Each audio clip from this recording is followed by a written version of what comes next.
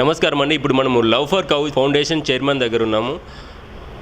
చెప్పండి, love for cow foundation ఏం చేస్తుంది? లవ్ ఫర్ కౌ ఫౌండేషన్ మేము స్టార్ట్ చేసి చాలా రోజులు అయింది. 13 ఇయర్స్ 2013లో చేసినాం స్టార్ట్. ఇది చిన్న జీయర్ స్వామి ఆశీర్వాదంతో మనకు ఈ మనోగ్రం దొరికింది.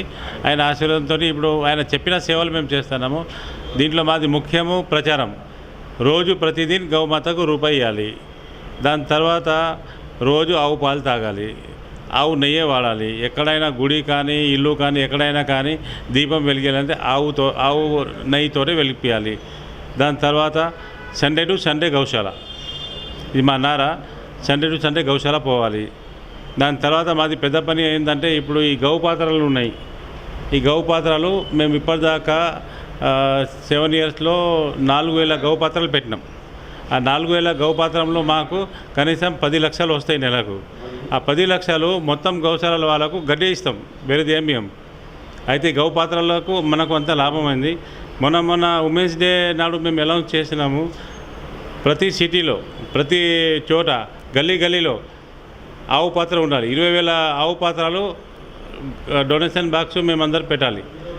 ఎక్కడైనా ఆవు ఎక్కడైనా ఉన్నా, ఏ గౌశాలలో ఉన్నా, రోడ్డు మీద ఉన్నా కూడా ఈ గౌపాత్రం గౌ డొనేషన్ బాక్స్ ఎక్కడైనా ఉంటే మనం అప్పుడే గౌమాతకు తినిపించవచ్చు.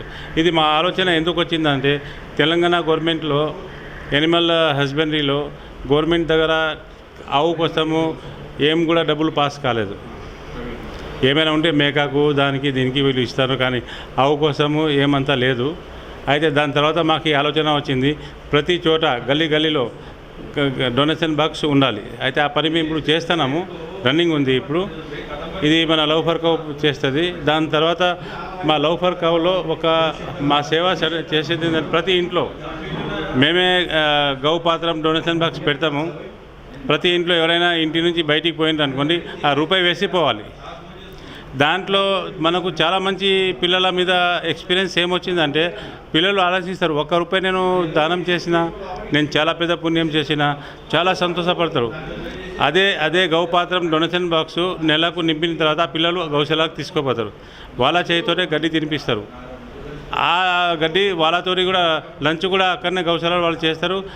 గౌమాత ఏంటంటే ఆ పిల్లలకు తెలియదు, కానీ గౌశాలలో పోయిన తర్వాత వాళ్ళు గూగుల్ తీసుకొని మొబైల్లో ఆవు ఏముందని వాళ్ళు ప్రాక్టికల్గా ప్రాక్టీస్ చేసిన తర్వాత వాళ్ళకు చాలా గౌమాత ఎక్స్పీరియన్స్ వస్తుంది.